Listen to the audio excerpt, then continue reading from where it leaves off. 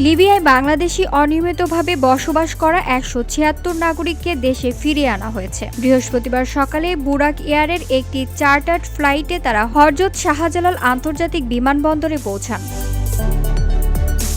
এই প্রত্যাবাসন প্রক্রিয়াটি পররাষ্ট্র মন্ত্রণালয়, প্রবাসী কল্যাণ ও বৈদেশিক কর্মসংস্থান মন্ত্রণালয়, ত্রিপোলিতে অবস্থিত বাংলাদেশ দূতাবাস এবং আন্তর্জাতিক অভিবাসন সংস্থার সম্মিলিত উদ্যোগে সম্পন্ন হয়েছে।